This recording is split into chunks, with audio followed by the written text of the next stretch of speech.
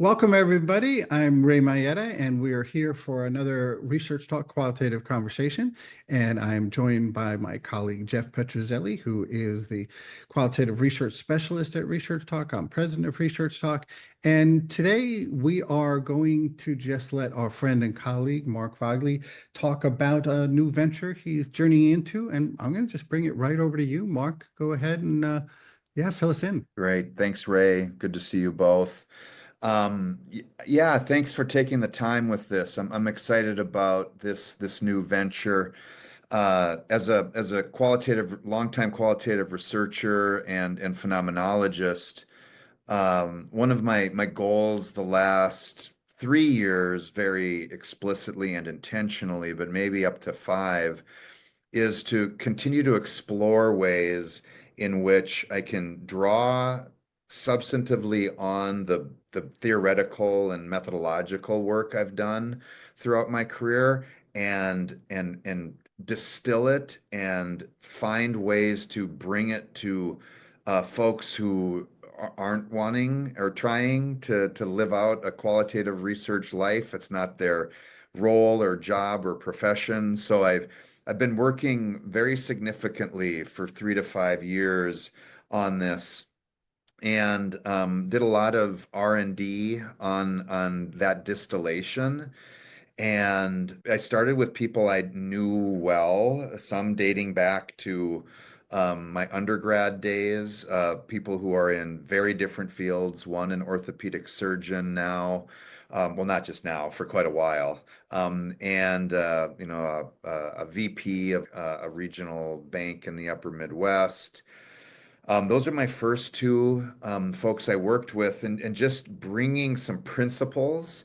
It ended up being five principles from my brand of phenomenology, post-intentional phenomenology, and bringing those principles to them, explaining them, teaching them about those principles, but from the start, not teaching them about the principles in order for them to become phenomenologists in the research sense, in the research methodology sense, but to have them try to learn to work those principles on a phenomenon, i.e., issue, concern, challenge that they're facing in their professional and or personal life. And the R&D of it is we meet to have sessions to do that work, but from the start, the idea was, and the way we lived it out, was they would, I'd pause sometimes and ask them, okay, talk to me about what was like way too out there into the depths of phenomenology that you need me to like give another example, to use different kinds of language, to ground in a different way.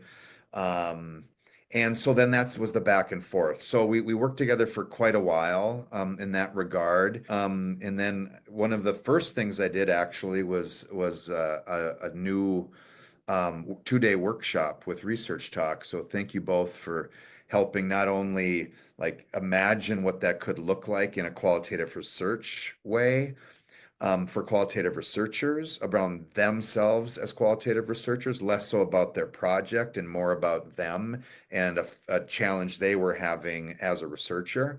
So I did workshops there and in other spaces, and then now I've done all sorts of work working with individual clients from all sorts of fields, all sorts of ages, all sorts of contexts and spaces, and worked with small groups and kind of short, kind of not courses, but short experiences, like maybe mini workshops. I've done those and will continue to do all of that.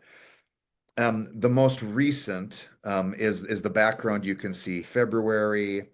I'm going to do one on trusting the process, and I'll do a number of them over time. I'll pause for a moment now because here's how it got to this point, and here's what I'm up to.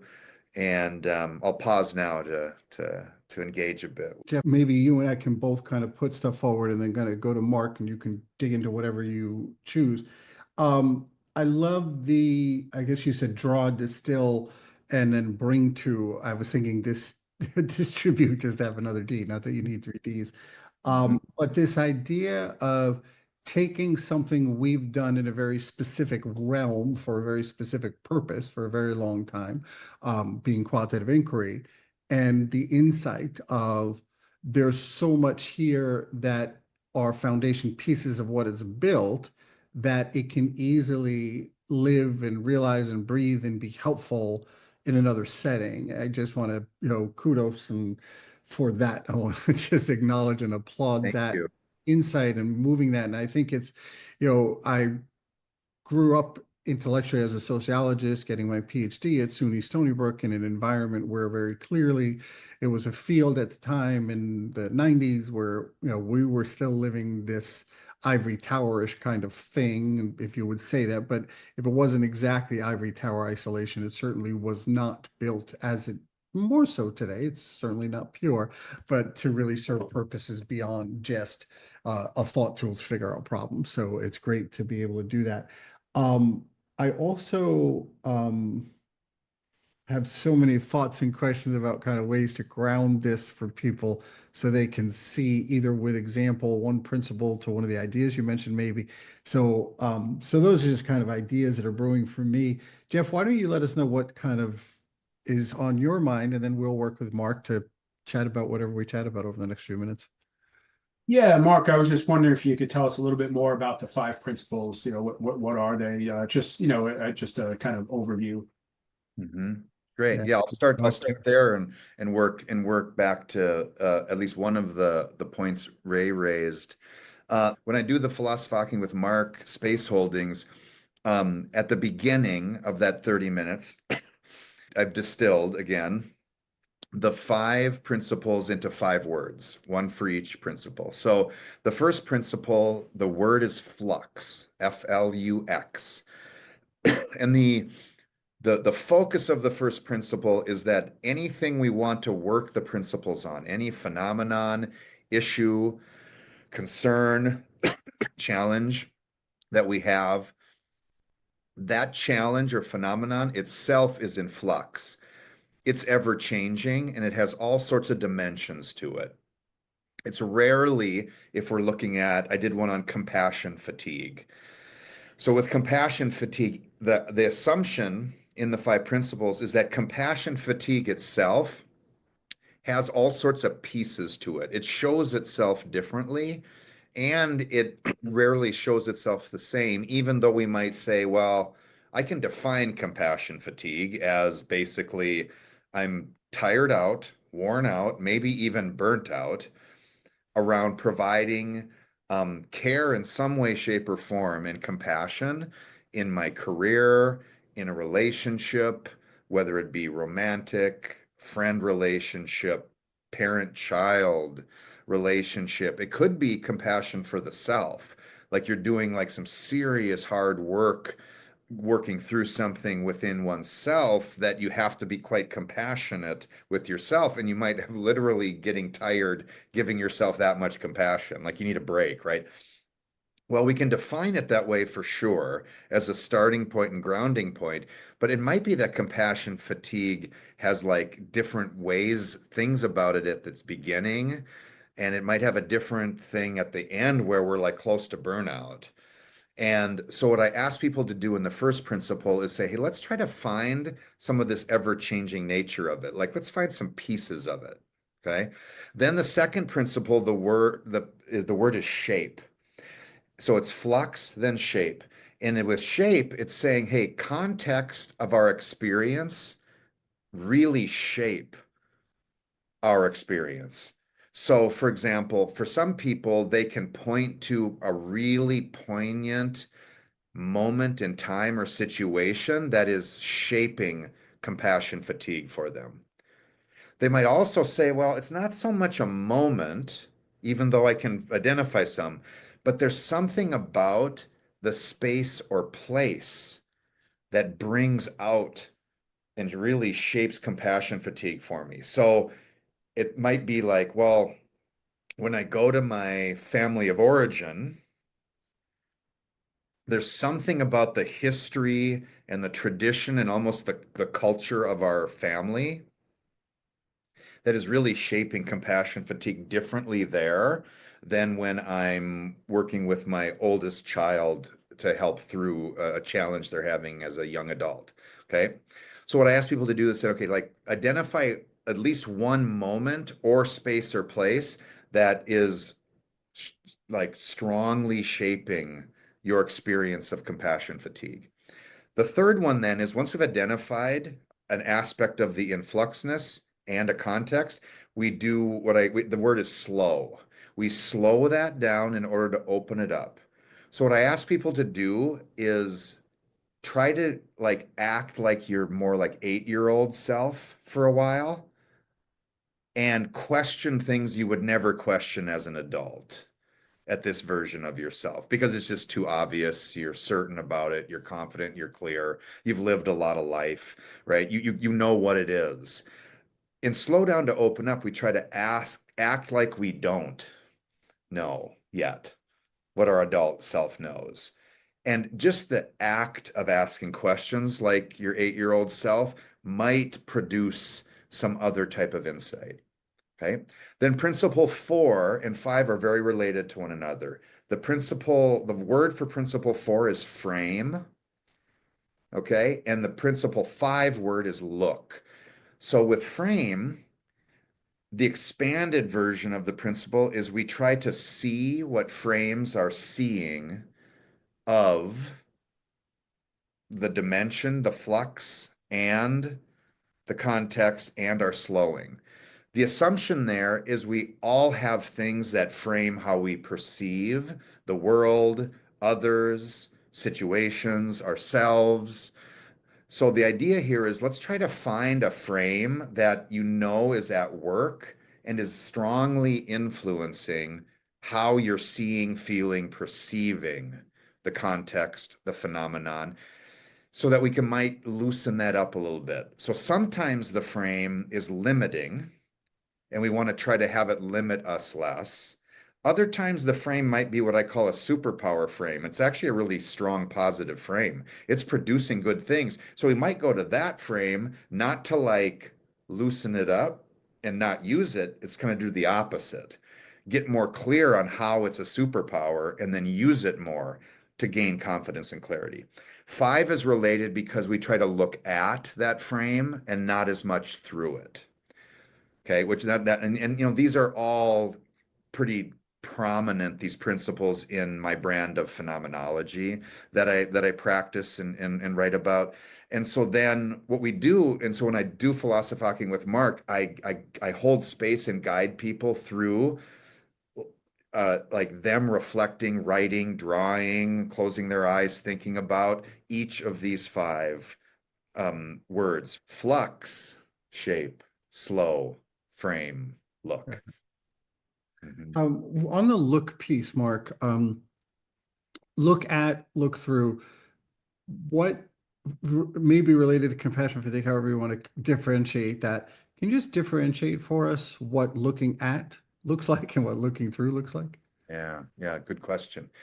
So the assumption in this is that most of the time, frames we hold, we're looking through them, and we're often not entirely conscious as we're looking through them, right? We just do it, right? And until we slow it down and try to look and say, I want to, this frame is powerful and important. And when I look at the frame, I start to look at the very thing, the frame itself, not as much using it as something I'm looking through. So for example, today, I think a better example is today I was working with a group who attended on progress over perfection.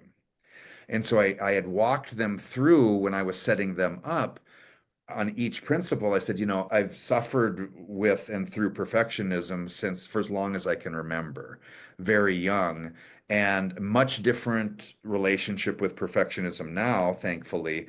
But I cited like there was a stretch in early elementary school when we started taking spelling tests. And if I got even like one wrong, like throughout the year on a spelling test, I would beat myself up awfully good good as in bad. So when I work with people on principle 4, what I found is that our frames, the frames that people identify usually fall into one of 3 categories. It's either a direct lived experience they've had, so that experience is framing. So my memory, even as I just say it out loud to the two of you right now, I can literally remember, like the feeling comes up of that time I got that word wrong, and I can remember the look and feel of the classroom. And this is a long time ago now, at almost Yeah. 53 years old, right? I remember that feeling. So it strongly frames, right, how I see moving from perfectionism more to being more someone who focuses on progress and not always being right or have it entirely figured out. Okay. So then to look at that experience differently is to look at that experience instead of only through it. Another category is deeply held beliefs often frame how we see things. Could be religious, spiritual, could be our training in our field. Okay, could be like we're in a group that's super committed to something in our family. Okay, that's framing, which could both be a superpower, but also could be limiting. So then we try to look at that belief itself and ask ourselves, like, why do I hold that belief? How is that belief at work now in this moment? Okay. And then a third category is that if there might be a norm in a cultural like belief system, like a history or a tradition or a norm that is treated as like something you almost got to do, that often frames. So like to look at that norm or that belief or that tradition. So it really is kind of this rich, reflective process. It's also interesting as you just went through those examples. It's so we have five concepts you introduced to us individually, but in reality, philosophizing becomes the synergy, the necessary synergy of they all seem to, I want to say dance, but they may not be elegant in the dancing, but they definitely move together and Yeah. in kind of this productive, hopefully, progress-based reflection on an issue of import to a group or individuals, right? It could be either. Yeah, I love that. Yeah. Uh, I love the dance image. yeah, yeah, it's interesting to think of that movement. So you are right now offering a series, they're bi-weekly now, right? You're in a run of topics that people can join you. On today's Wednesday, you mentioned you did one of those sessions earlier. For information of folks listening, we will have a slide with information on where to learn more about that, how to sign up for that. And just to close us out, if you could just let folks know a summary of that experience. There'll be more in the good news about the PhilosoPhocking process with Mark is it's growing, it's evolving, it's moving. But right now there is this wonderful concrete set of conversations that are people can attend just once if they want, or they can attend all of them, whatever works. So yeah, why don't you close us out just with a little bit about that. Don't worry about the specifics of how to get there. We'll cover that via the slide. Yeah. Yeah. So then, yeah, these are 30 minutes of time. Again, multitask and listen, monotask and settle in. Cameras on or off. It's your call. Stay for the whole time, stay for part. It has that flexibility and fluidity. Again, like some of them, I mentioned the grieving is in mid-February. The next one at end of February is trusting the process. There's going to be a number of others, setting and keeping boundaries as a phenomenon, both for self and others, is going to be a focus. Uh, Treating things as first things first, meaning like the prioritizing we do, and when we start to potentially like disasterize or catastrophize things, trying to like slow down and treat first things first is another one. Easy does it is a related one. That'll probably be another one that I do. So there's all sorts of them. And I know you're gonna have access. I'm active on Instagram, posting about these things too, so you can just even see a little bit as well as my website. So And it just seems so real life. All of those topics Jeff, they're all kind of like, this is stuff that people are working through and dealing with on a regular basis. So it's and beyond timely for where folks are going to be. So for all of you listening who are familiar with Mark and his work, there are opportunities to think through all sorts of issues. He's teaching a course for us at our summer Qualitative Research Summer Intensive. We'll have information about that. It's the full title there. It's working through ideas of inductive, deductive, and abductive reasoning, thinking through not those as individual ideas and things of that sort. He also has a book that now is out in its third edition as of the end of last year, Crafting Phenomenological Research, and we'll have information about that available for you too. Well, thanks for this introduction. We look forward to learning more. Hopefully my schedule will cooperate. I look forward to sitting through the session on grieving myself. Jeff, anything you want to say as we close out? I just love the idea that this is it sort of fits in with a topic that we hear more and more of in qualitative, which is kind of researcher self-care.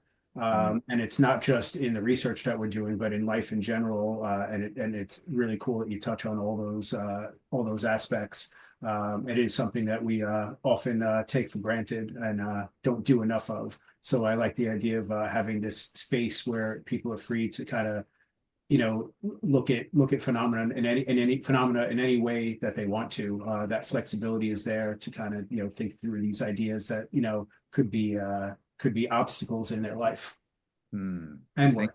Thank you. It's beautiful. Yeah.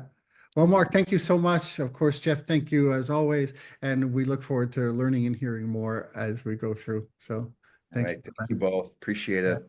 Absolutely. Thanks a lot.